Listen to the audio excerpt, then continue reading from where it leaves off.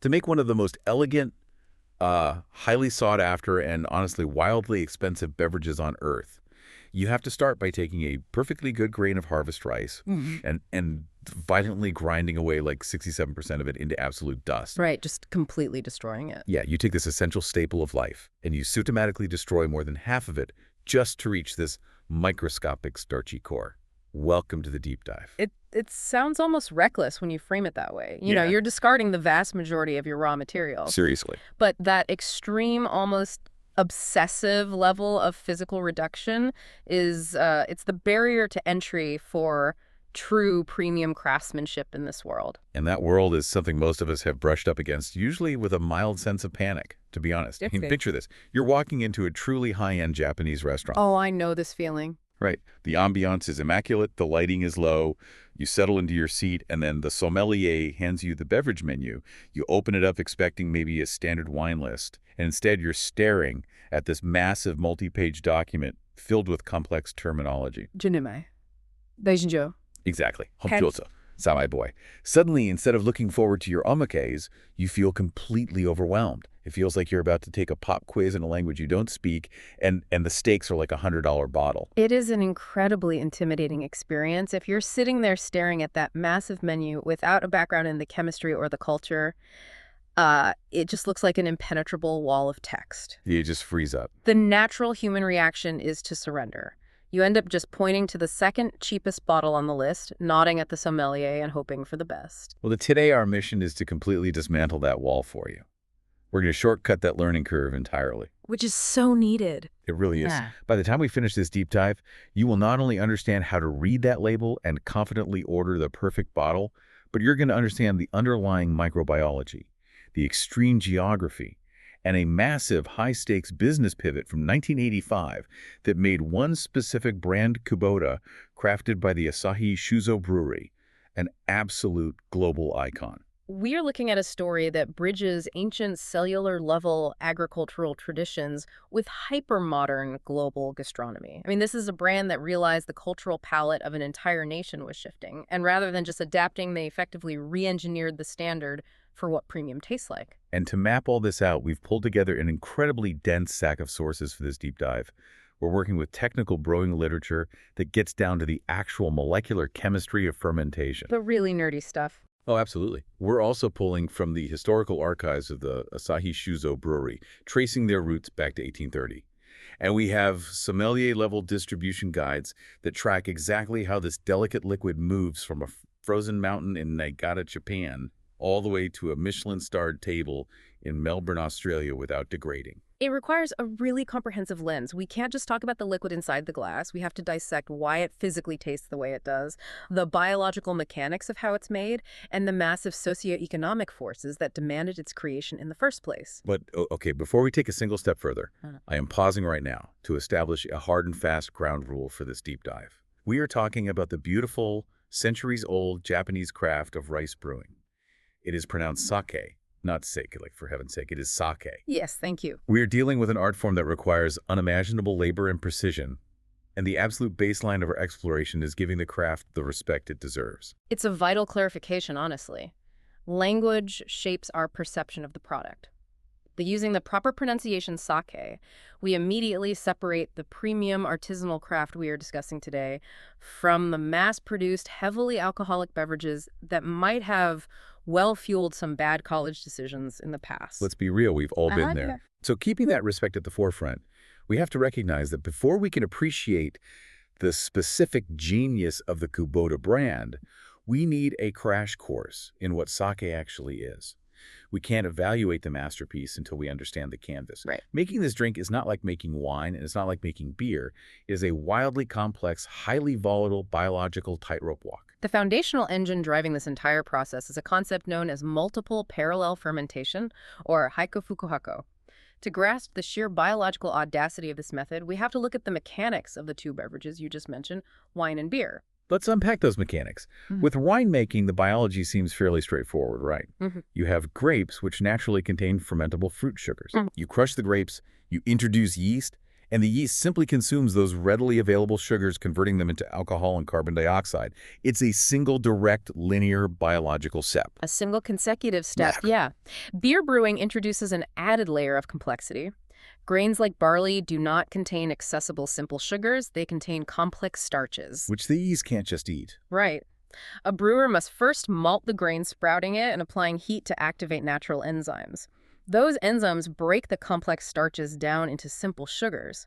Only after you've created the sugary liquid called the wort do you introduce the yeast to begin fermentation. It's a two-step sequential process. First, convert starch to sugar. Then, in a separate stage, convert sugar to alcohol. Okay, and here is where the sake brewing process absolutely blows my mind. A grain of polished white rice is basically a rock-hard little kernel of pure starch. If you just drop brewing yeast into a vat of rice and water, absolutely nothing happens. The yeast can't process complex starch. It just sits there and starves to death. It does. So the brewer has to somehow convert that hard rice starch into sugar while simultaneously fermenting that sugar into alcohol.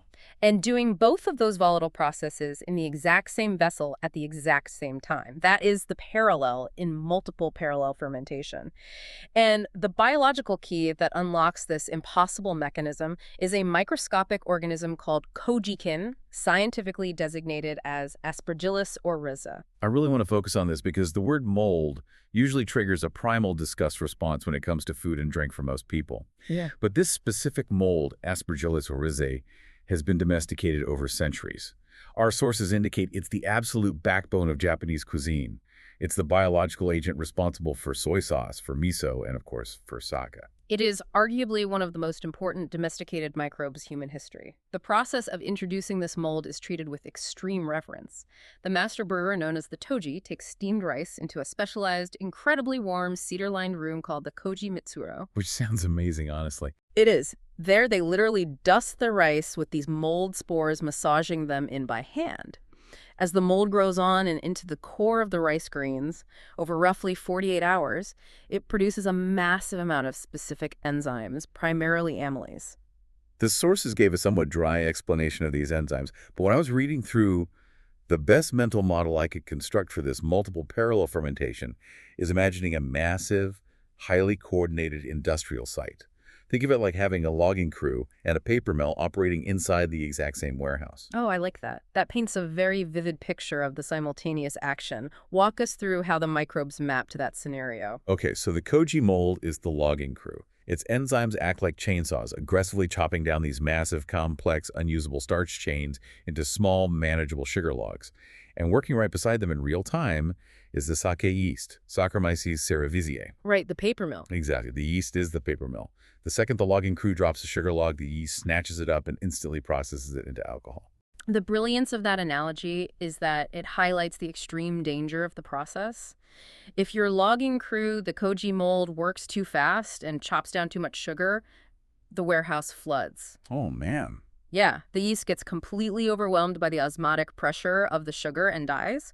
Conversely, if the mold works too slowly, the yeast starves and the fermentation stalls out. So the master brewer is essentially standing in the middle of this microscopic warehouse, constantly adjusting the temperature and the water levels to ensure the logging crew and the paper mill are working at the exact same hypersynchronized speed.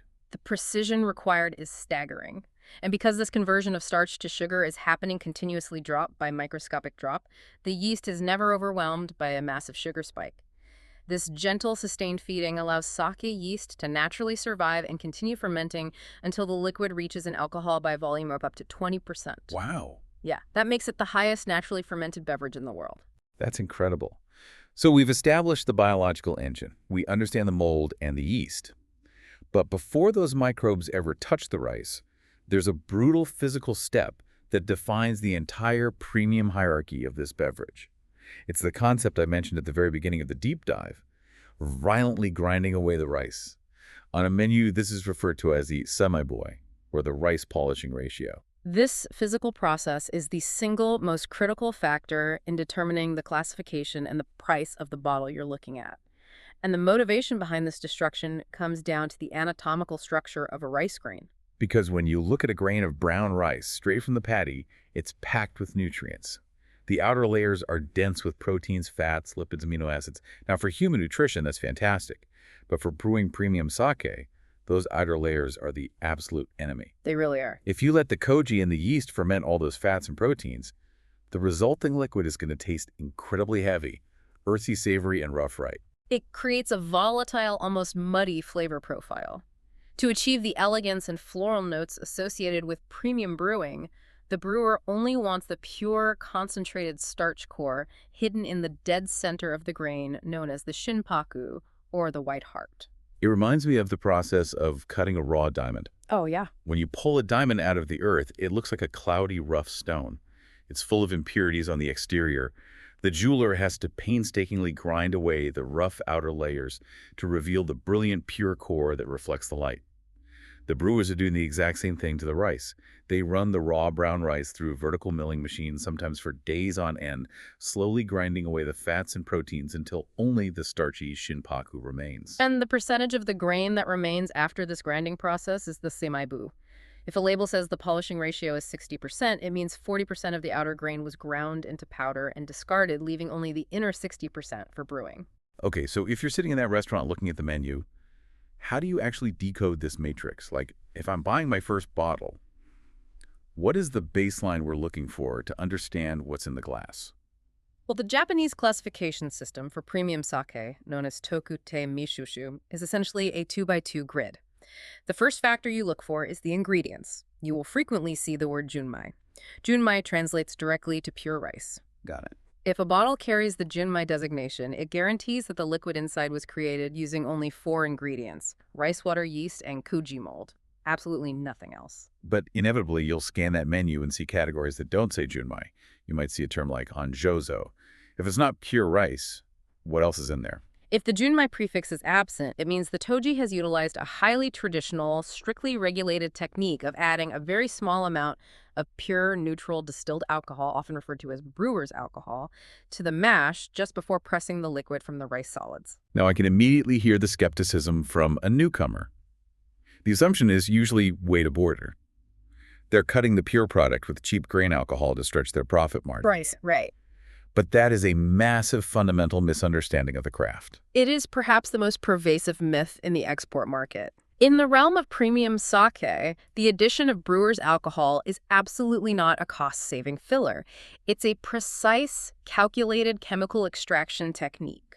Okay, explain that. Many of the most delicate, highly prized aromatic compounds produced during fermentation, the volatile esters that smell like melon, apple, or anise, they're highly soluble in alcohol, but they are not soluble in water. Oh, I see. So these beautiful aromas are literally trapped in the solid rice mash, and if you just press it with water, they get left behind and thrown out with the waste. Exactly. By introducing a precise spike of pure alcohol right before the pressing stage, the brewer acts chemically to dissolve those trapped esters and pull them into the final liquid.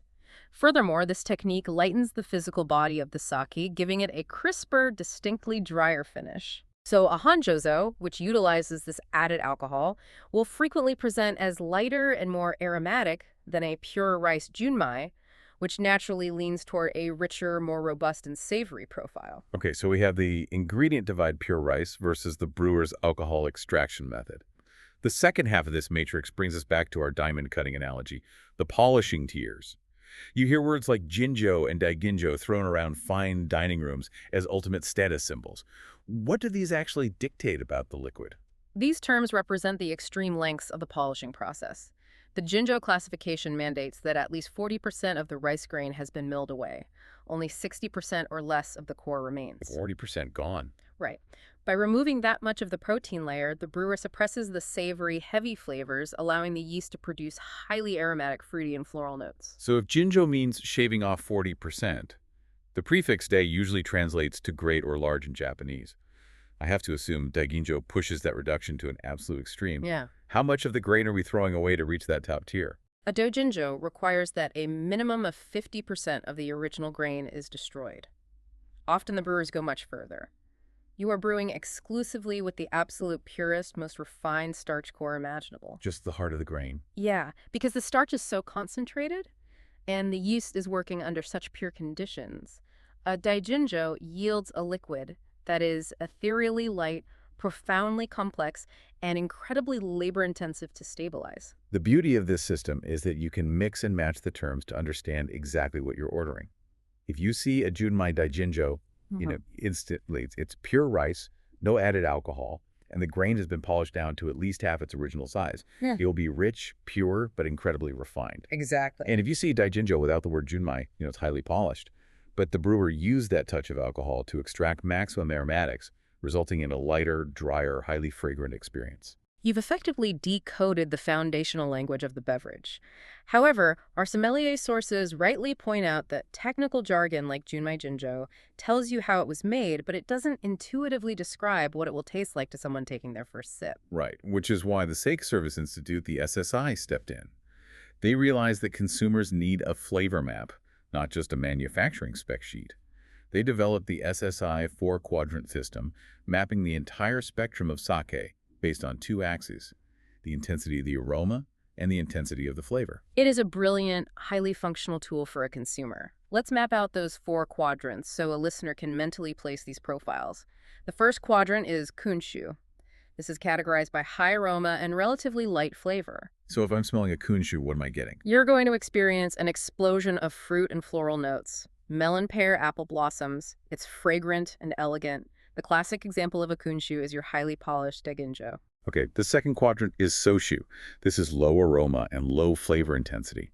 That sounds negative, but in a culinary setting, low intensity actually means light, clean, and highly drinkable. It's the ultimate palate cleanser. A soshu is simple, crisp, and refreshing, often with a subtle, dry finish. A well-crafted hanjozo perfectly embodies the soshu profile. Then we move to the heavier side of the map.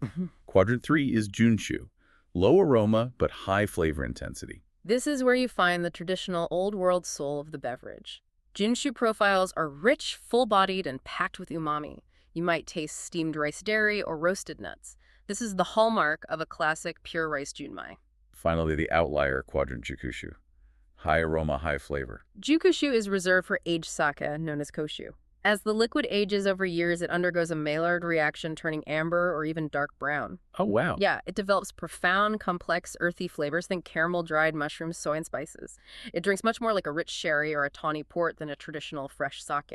So we've established the canvas. We understand the biological synchronization of the mold and the yeast. We understand the brutal physical reduction of the rice polishing, and we can navigate the classification matrix. But this brings us to the most fascinating variable in the entire equation.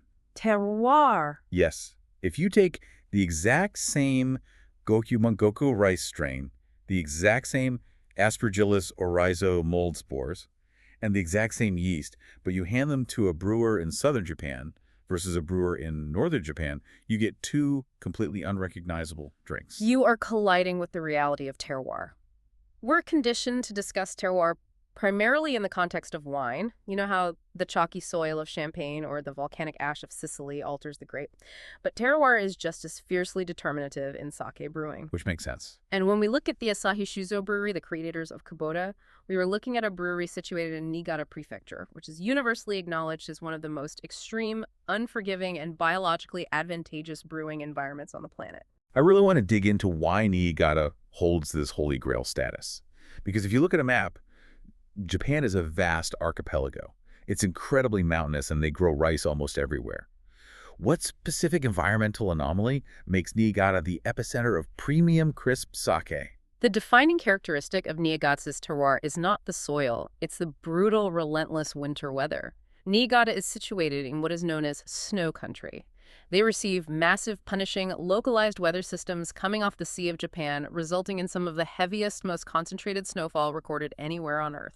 How does being buried in 10 feet of snow actually help a biological fermentation process happening indoors? It provides 2 monumental advantages that money and technology honestly just cannot replicate. The first is atmospheric purity. When those massive snow systems fall, the snow effectively acts as a colossal natural HEPA filter. Yeah, as the flakes drop, they trap microscopic dust pollutants, and most importantly, wild airborne yeast and bacteria. By the time the snow settles, the ambient air surrounding the brewery is pristine, sterile, and hyper-clean. You eliminate the risk of a rogue wild microbe infecting that delicate koji and yeast balance we discussed earlier. So nature basically provides a sterile laboratory. Precisely. But the second, far more impactful advantage of the snowpack is thermodynamics. The thousands of tons of snow insulating the region keep the ambient temperatures exceptionally low and critically incredibly stable throughout the entire winter brewing season. Okay. This stable freezing environment allows the Toji to deploy a highly specialized brewing technique known as Tian Chukihaku. Which translates directly to low-temperature, long-term fermentation. I have to push back on the biology here for a second. We established that the yeast needs to eat the sugar to produce alcohol. But yeast is a living organism. If you plunge a living organism into a freezing cold environment, its metabolism doesn't speed up, it crashes. Doesn't freezing cold weather just slow the entire fermentation process down to an absolute agonizing crawl? Wouldn't a brewer want a nice warm vat so the yeast can energetically get to work and finish the batch? They absolutely do not want an energetic yeast. The fact that the cold slows the yeast down to an agonizing crawl is the entire secret to Niigata's supremacy. Really? Yeah, when you allow a fermentation vat to run warm to light, the yeast consumes the sugar rapidly. It acts aggressively, almost violently. And as a byproduct of that rapid, violent metabolism, the yeast off-gasses a massive amount of volatile organic compounds, heavy organic acids, and harsh higher alcohols known as fusel oils. Oh man, it sounds like the difference between cooking a delicate stock on a slow, gentle simmer versus cranking the heat to a rolling boil. A rolling boil agitates everything, breaks down the fats, and leaves you with a cloudy, murky broth. A perfect parallel.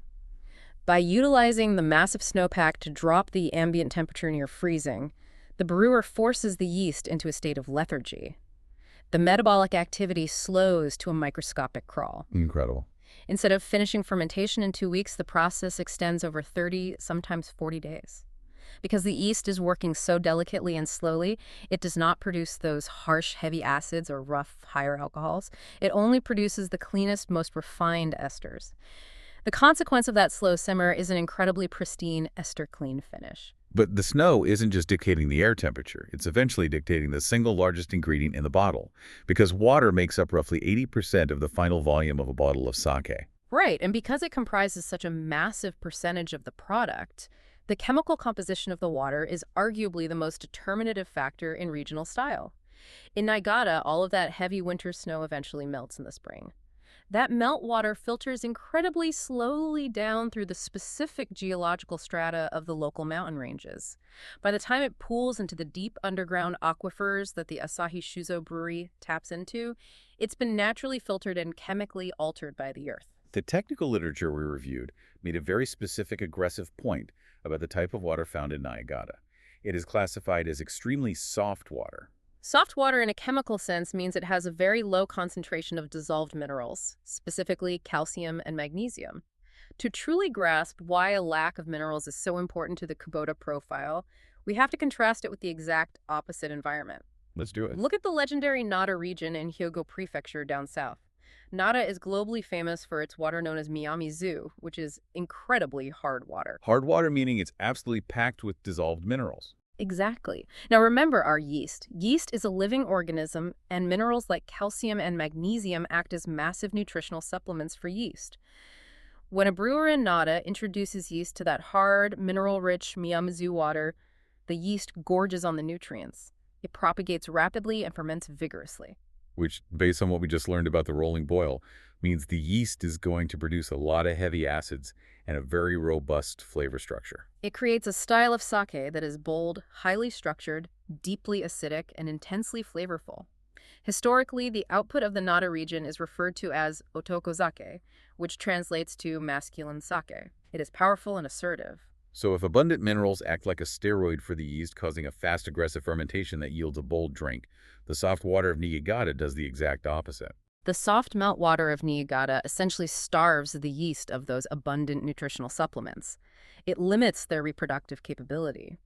When you combine this mineral starvation with the freezing ambient temperatures of the snowpack, you create an environment where the yeast is forced to ferment at the absolute lowest possible threshold of viability. Wow. This dual-layered suppression cold air and soft water yields an unbelievably soft, silky, elegant mouthfeel that just cannot be replicated anywhere else.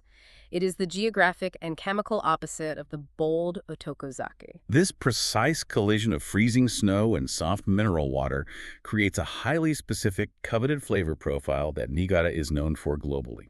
Our sources consistently use one specific term to define this aesthetic, Tanrei Karakuchi. Tanrei Karakuchi is the defining philosophy of Niigata brewing. It loosely translates to light, dry, and crisp. A true Tanrei Karakuchi profile enters the palate cleanly without any heavy viscosity. It offers a delicate, highly nuanced, subtle flavor mid-palate, and then, crucially, it vanishes almost instantly. It disappears. Right? It leaves a dry, incredibly refreshing finish that does not linger, coat the tongue, or cause palate fatigue. And as Asahi Shuzo, the brewers of Kubota, do not just rely on the weather and the water to achieve this. They actually control the raw materials from the ground up to guarantee this crispness.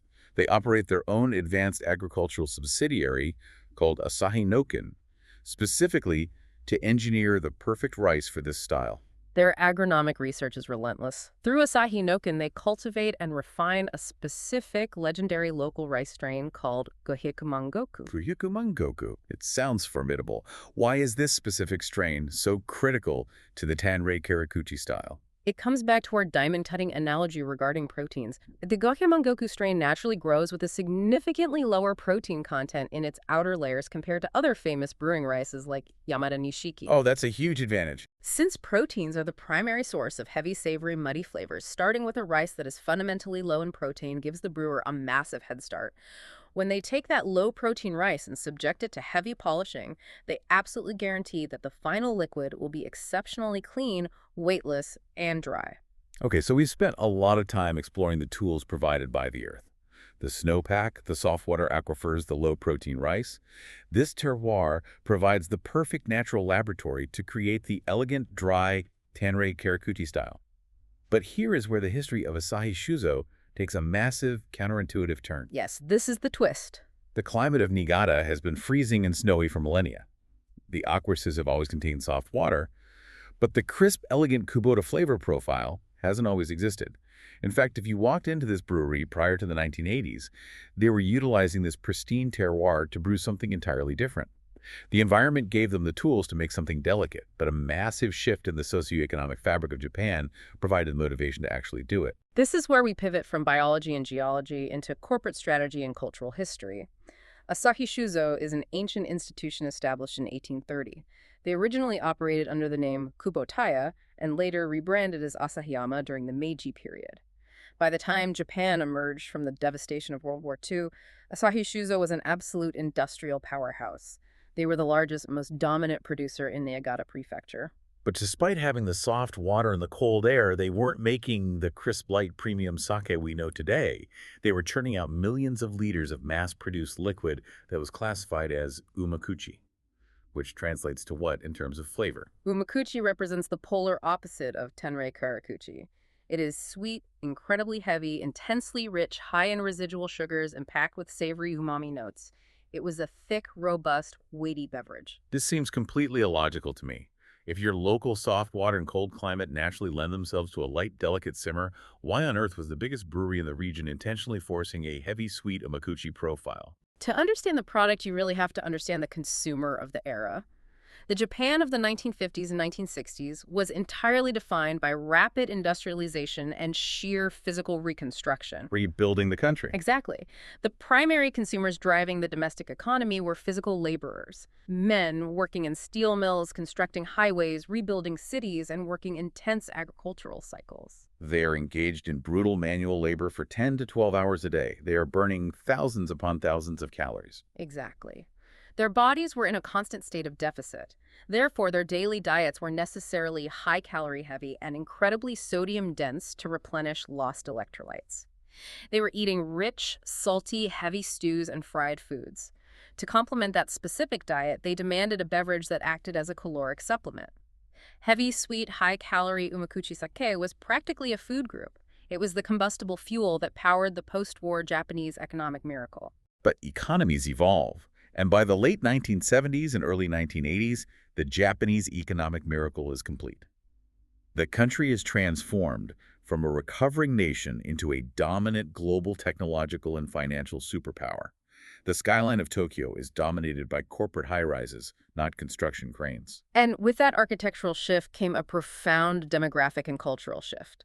The population massively urbanized. You saw millions of young people transition away from manual labor in the rural provinces and move into white-collar, desk-bound service jobs in the major metropolitan centers. The era of the salaryman was fully established. This is the crux of the pivot.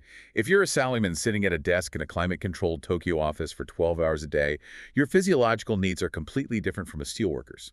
You are no longer burning 4,000 calories a day. The dietary shift was immediate and drastic. Urban professionals naturally gravitated toward lighter, more refined, and delicate cuisines.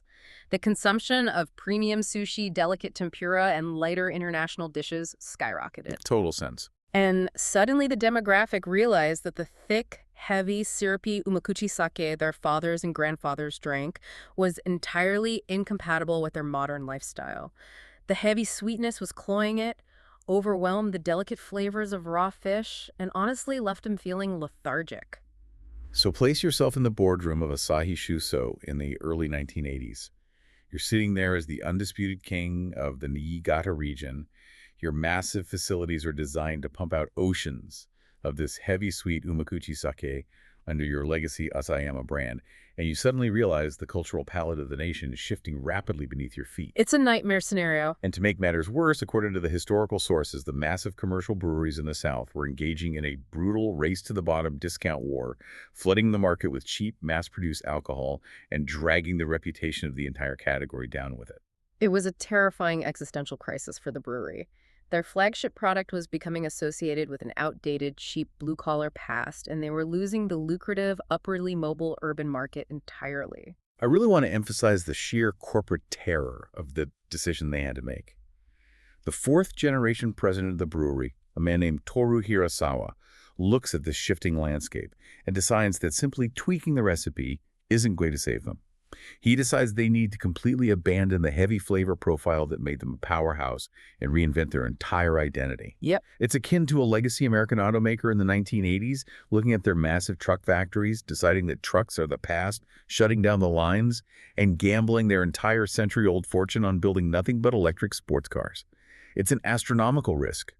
You are intentionally alienating your existing loyal customer base based on a highly speculative prediction about the future tastes of Tokyo desk workers. It was a gamble of unprecedented scale in the brewing world.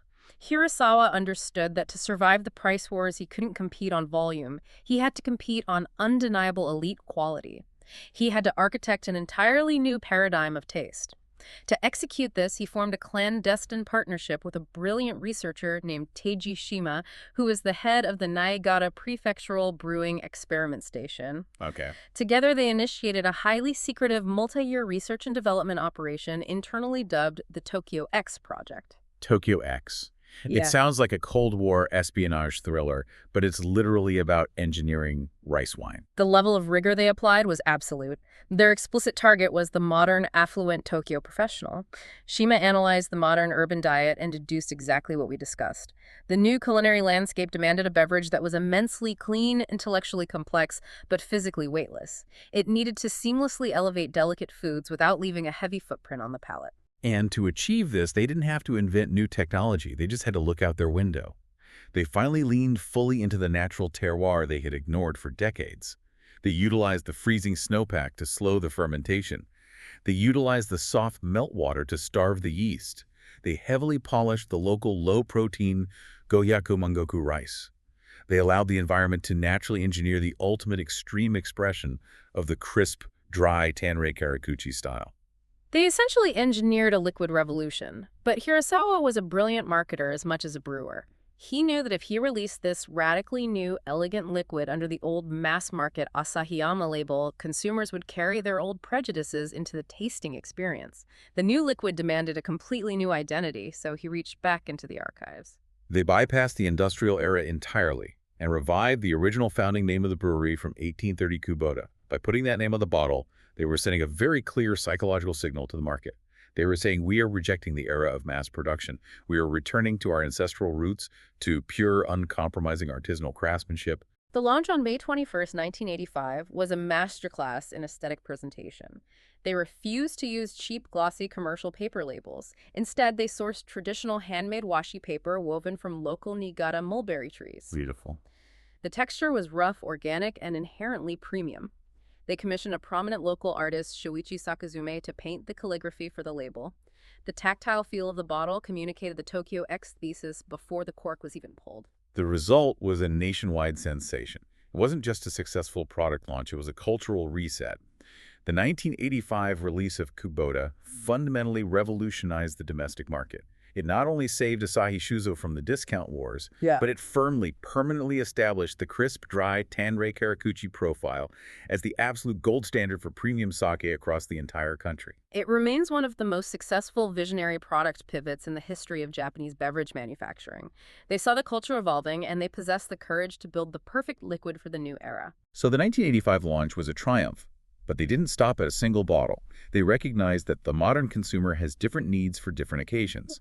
Today, if you open that intimidating restaurant menu, you don't just see the word Kubota. You see a meticulously structured, multi-tier hierarchy of expressions. Let's break down exactly what is inside these beautiful bottles today. The Kubota portfolio is practically a textbook on intelligent product tiering. They engineered a specific expression for everything from a casual, raucous izakaya dinner with friends to a hushed, reverent, 3-Michelin-star pairing menu. The flagship line is instantly recognizable by their naming convention, which utilizes the kanji character Ju. For the listener, what is the significance of the Ju character? The kanji Ju translates to celebration or longevity. It carries a cultural weight, implying that the beverage is meant to commemorate something enduring and special. Let's walk the listener through the 3 core pillars of this range. This is the highly actionable knowledge you need when staring down a sommelier. These are the 3 names you are guaranteed to encounter. Let's start with the foundational entry point, Kubota Hikuju. Hikakuju translates poetically to 100 celebrations. In terms of technical classification, this is a tokubetsu hanjozo. Applying our earlier decoding matrix, hanjozo, indicates the brewers have applied that precise spike of brewer's alcohol right before pressing specifically to lift the hidden aromatics out of the mash and lighten the physical body of the liquid. And the consequence of that technique is a beverage designed to be the ultimate approachable daily drinker. Hakuju is modest, incredibly clean, and purposefully restrained. It features a very subdued aromatic profile, ensuring that it never competes with or overpowers casual, everyday meals. It's the perfect, straightforward introduction to the crisp, vanishing finish of the Niigata style.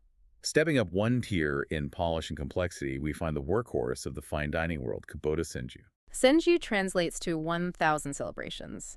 This expression sits at the Jinjo or Junmai Jinjo level, depending on the specific release. Which means we've subjected the rice to the diamond cutting process until a maximum of 60% of the grain remains. The protein layers are largely gone. With those proteins removed, a profound complexity emerges. Senju is universally celebrated for its structural elegance. It presents a beautiful, highly calibrated balance of sweet-tart umami on the mid-palate, framed by an incredibly crisp, dry structure. Oh, nice. If you pay attention, you will frequently catch very subtle, fleeting undertones of green apple or fresh mint. It's wildly popular in high-end restaurants globally because its precise balance makes it phenomenally versatile across a wide variety of cuisines. And finally, we ascend to the absolute pinnacle, the crown jewel. The bottle that enthusiasts speak of with genuine reverence, Kubota Manju. Manju translating to 10,000 celebrations. This represents the Junmai Daiginjo tier. It is pure rice, and it's the absolute zenith of Asahi Shuzo's craftsmanship. Let's revisit the brutal reality of the polishing process for the Manju, because the numbers are just staggering. We established that a Daiginjo classification legally requires the grain to be polished down to at least 50%. But Asahi Shuzo goes much further for this specific bottle rate. They push the physical limits of the grain. The rice utilized to cultivate the koji mold is milled to a clean 50%.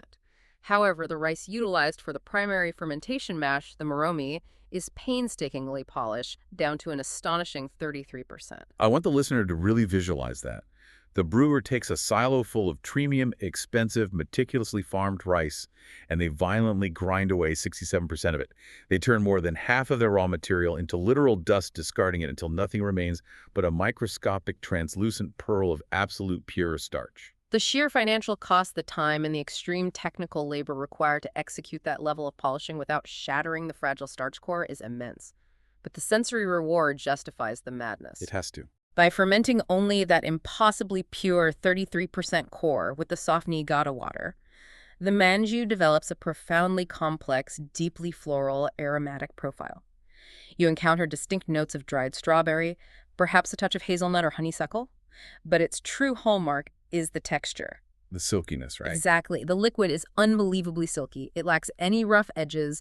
It simply glides across the palate, delivering intense flavor before vanishing completely. I need to interrupt the tasting notes for a very brief but highly critical public service announcement for our listeners, courtesy of a warning found in several of our distributor sources.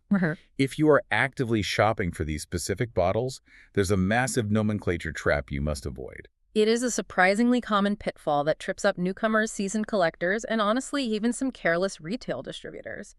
There are, in fact, two completely distinct, highly respected Japanese breweries operating under the name Kubota. The brewery we're deep diving into today, the massive, globally recognized architect of the crisp, dry Niigata Tanrei Karakuchi style, the creators of Manju and Senju, is Asahi Shuzo, located in Niigata Prefecture. But there is a second entity. Yes, there is an entirely separate operation legally named Kubota Shuzo, located far to the south in Fukui Prefecture. Kubota Shuzo in Fukui is a phenomenal, historic 11th generation microbrewery. But they're different. Completely different. They specialize in jizake, which translates to deeply localized craft sake. They utilize estate-grown Yamada Nishiki rice. They draw hard water from the Hakusan mountain range, and they produce stunning, small-batch, robust liquids. However, they are absolutely unequivocally unrelated to the Asahi Shuzo Kubota brand we are analyzing today. The flavor profiles, the terroir, and the corporate histories are completely different. If you're hunting for that silky, crisp, 33% polished manju, you must verify that the label originates from the Niigata producer. Consider yourselves warned. Do not mix up the map. So let's assume you've successfully acquired your authentic bottle of Kubota Manju. You're sitting at the table. The next massive variable you face is temperature. The cultural practices around serving temperature are incredibly broad. I've sat in rustic sushi joints where they serve the liquid practically boiling hot in small ceramic cups, and I've sat in Michelin-starred dining rooms where they pour it ice cold from crystal decanters. Which method is correct? Does the physical temperature of the liquid actually matter that much to the final experience?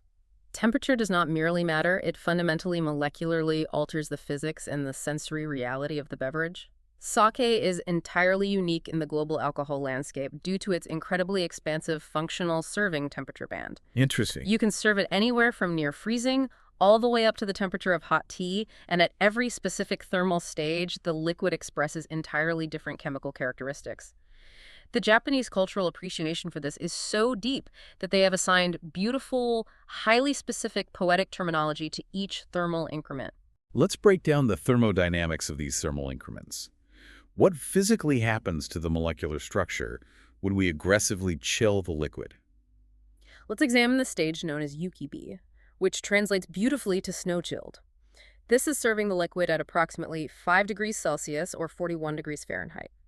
At this near-freezing temperature, the molecular structure of the liquid becomes incredibly tight and compact. Like it physically shrinks. Right. The volatile sweet esters, the chemical compounds responsible for the fruity floral aromas, are effectively suppressed and trapped within the chilled liquid. So if the sweet aromas are trapped, what dominates the palate?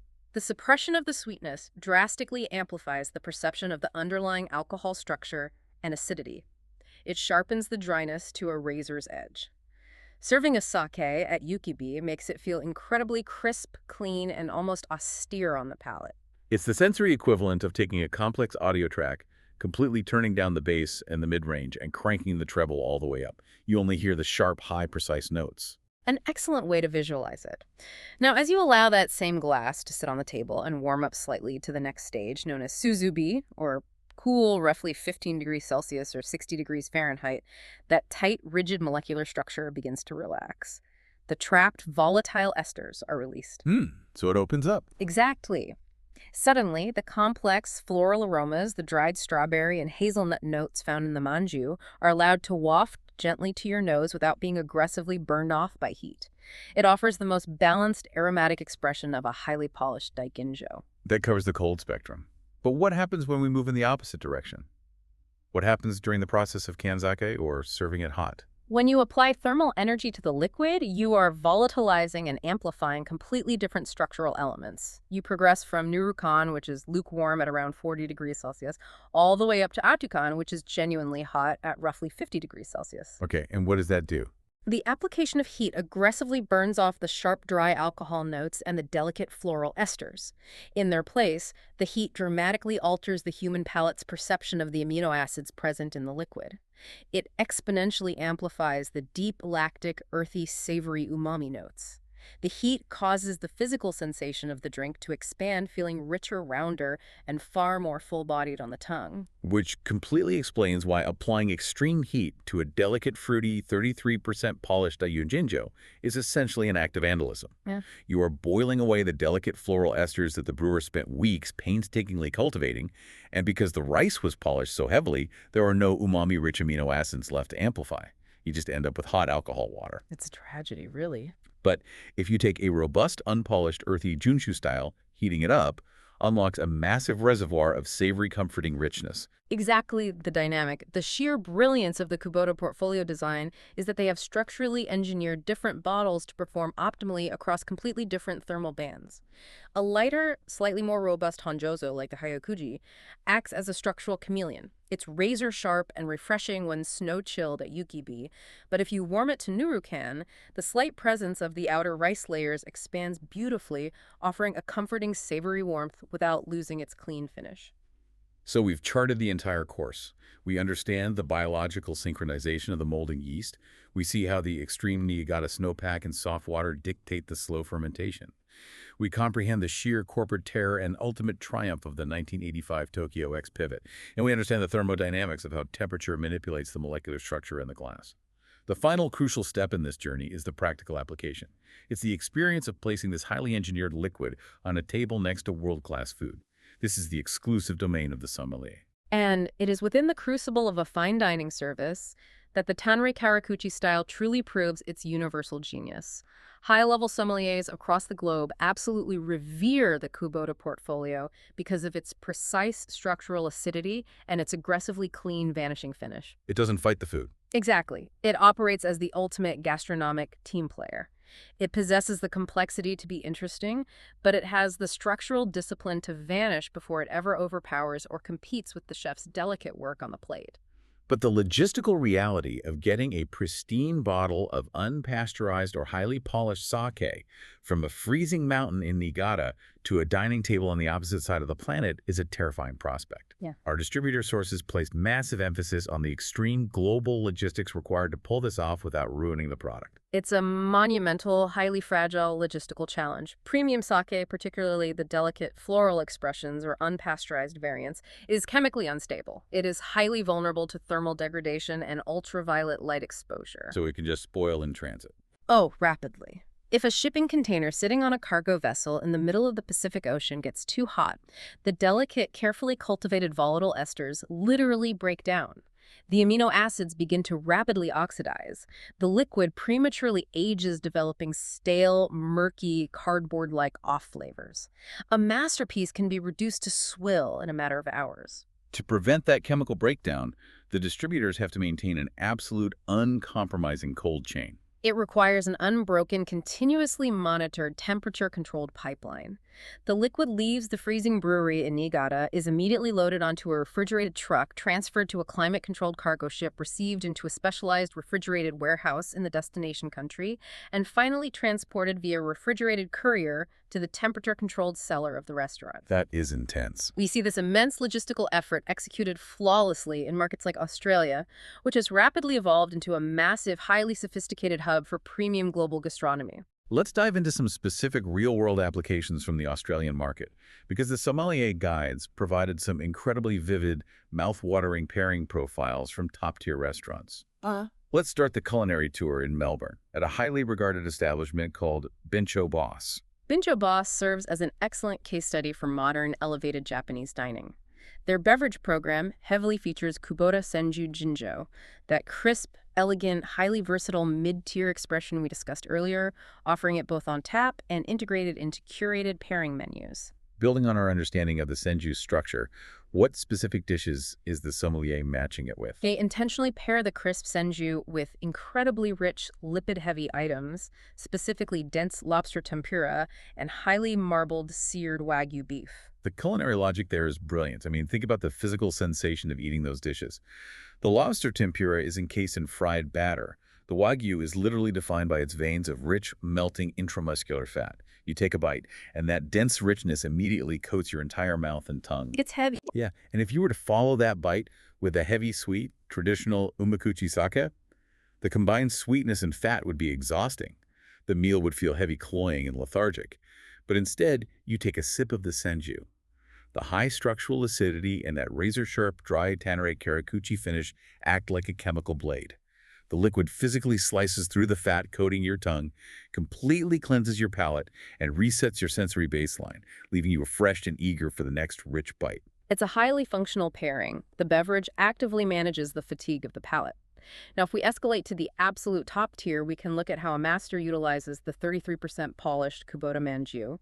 For that, our sources direct us to Minamishima in Richmond, Victoria. This is not casual dining. This is an elite, hyper-traditional Edome-style sushi omakase temple, orchestrated by sushi master Koichi Minamishima and head sommelier Randolph Chung. They deploy the ultra-premium manju for their most critical pairings. The challenge for a sommelier in that environment is extreme. What do you possibly pair with a liquid where 67% of the rice was ground into dust to achieve perfect silky purity?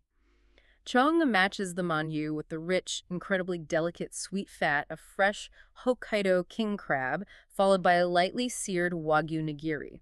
In this instance, it isn't about using the drink as a blade to cut fat. It's about harmony. The delicate floral notes of dried strawberry in the manju seamlessly elevate the natural oceanic sweetness of the king crab without masking it.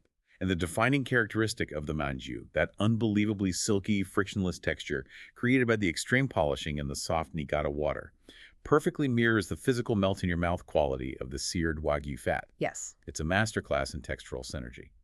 The liquid and the food physically feel the same on the palate. It creates a seamless, unified sensory experience. But the ultimate proof of the Tanrei Karakuchi style's brilliance is that its utility is not confined to Japanese cuisine. That clean, dry structure is a universally applicable gastronomic tool. We see that proven at Mr. Wong in Sydney, which is a massive, incredibly high-end Chinese restaurant. They prominently incorporate Kubota manju on their extensive beverage menu, specifically to balance out highly complex, aggressively seasoned, and structurally rich dishes like premium dim sum and their legendary fatty roast duck. The crispy rendered fat of a roast duck skin combined with savory Chinese spices demands a beverage that possesses enough internal structure to cut through the heavy richness, but lacks any heavy conflicting flavors that might clash with the complex spices. The weightless, dry, structurally precise profile of the manju executes this perfectly. I really have to pause and highlight the profound, beautiful irony of this entire global evolution. Think back to our discussion of the 1980s boardroom crisis. Toru Hirasawa and Teiji Shima launched the secretive Tokyo X project in 1985. They painstakingly engineered this crisp, dry, weightless Tanrei Karakuchi profile for one highly specific reason. They needed a drink that matched the lighter modern diets of Tokyo salarymen sitting at desks. They designed a hyper-local solution for a hyper-specific domestic demographic. They did. And now, roughly 40 years later, elite sommeliers across the entire globe, in Melbourne, in Sydney, in New York, in London, are utilizing that exact same engineered flavor profile to elevate international cross-cultural gastronomy. They didn't just capture a fleeting domestic trend in 1985, they accidentally discovered and bottled the perfect universal pairing aesthetic. They really transcended their original intent. By bravely stripping away the heavy, cloying, historically traditional elements and ruthlessly focusing on absolute purity, precise structure, and a vanishing finish, they crafted a liquid architecture that ignores cultural boundaries. It's a testament to the fact that absolute, uncompromising craftsmanship is universally recognized, regardless of the cuisine it sits next to. Let's bring all of these complex threads together, because we have covered incredible ground today. We started by demystifying the intimidating language of the label. We visualized the microscopic synchronized logging crow action of the koji mold and multiple parallel fermentation. We understood the brutal diamond-cutting reality of the polishing process, learning exactly why a pure rice junmai differs fundamentally from the highly polished aromatic precision of a daginjo. We journeyed into the extreme terroir of Niigata Prefecture. We saw how the massive freezing snowpacks act as a natural sterile filter, and how the combination of that extreme cold and the mineral-starved soft mountain water forces a slow, lethargic fermentation, birthing the crisp, elegant Tanrei Karakuchi style. We stood in the boardroom during the massive existential business gamble of 1985, watching Asahi Shuzo abandon decades of heavy, mass-produced umakuchi tradition to risk everything on the refined artisan craftsmanship of the Kubota brand. We decoded the celebratory Ju kanji on the modern portfolio. We explored the molecular thermodynamics of serving temperatures from the sharp, rigid yukibi to the expanding unami of atukan. And finally, we watched master sommeliers deploy this crisp liquid to elevate the fattiest wagyu and the most delicate king crab on a global stage. It is a complete holistic journey. From a microscopic mold spore in a freezing Japanese mountain valley to the pinnacle of international fine dining. So after absorbing all of this, here is my direct call to action for you, the listener. The next time you find yourself settling into a beautiful restaurant or standing in the aisle of a high-end specialty shop, do not let that wall of text intimidate you. Do not just blindly point to the second cheapest bottle on the menu and hope for a miracle. You are armed with the tools now. Look for the milling percentages. Read the label. Yeah, see if the brewery had the audacity to shave the grain down to a jinjo or a daijinjo level. Look at the ingredients to see if it's a pure rice junmai or if they utilized brewer's alcohol to lift the aromatics. Ask the sommelier about the regional style. And if you scan that menu and see the word Niigata, you know exactly what crisp, clean, elegant, weightless profile is waiting inside the glass. You are no longer flying blind. You are an active participant in the craft. You transition from a passive consumer into someone who can actively direct and elevate your own culinary experience. But before we officially sign off, I know you never let us leave without dropping one final lingering concept to chew on. Building on everything we discussed today, what is the final provocative thought you want to leave with the listener? Well, we spend a massive amount of time in the culinary and beverage world discussing the concept of terroir as if it's an immovable, permanent geological fact. Sure, like soil and weather. Exactly. The mineral composition of the soil, the softness of the aquifers, the historical snowfall of Niigata. We view these as internal, unyielding geographical constants. But the story of the Kubota brand proves that a legendary drink's true identity is just as fiercely reliant on the shifting, unpredictable culture of the people consuming it. The terroir of Niigata didn't change in the 1980s. The diet of the Japanese workforce changed. The transition from physical labor to the Tokyo desk worker literally altered the physical chemistry of the liquid in the bottle. The culture dictated the chemistry. Precisely. So it forces a fascinating thought experiment. As our global diets continue to shift dramatically, perhaps violently over the next 50 years, as we move toward aggressively plant-based diets, hyper-modern molecular gastronomy, or even sustainable lab-grown proteins, how will the definition of premium taste be forced to pivot next? What kind of structural beverage will be required to seamlessly pair with the synthesized diet of the late 21st century? What exactly will the Tokyo X project of the year 2070 taste like? All of that is a brilliant, slightly unsettling question to leave on. Will the brewers of the future engineer something completely unrecognizable and wild? Or will they be forced to circle all the way back to something heavy and ancient? We'll just have to wait and taste it. Thank you so much for joining us on this incredibly deep dive into the art, the biological science, and the high-stakes history of sake. Until next time, stay curious.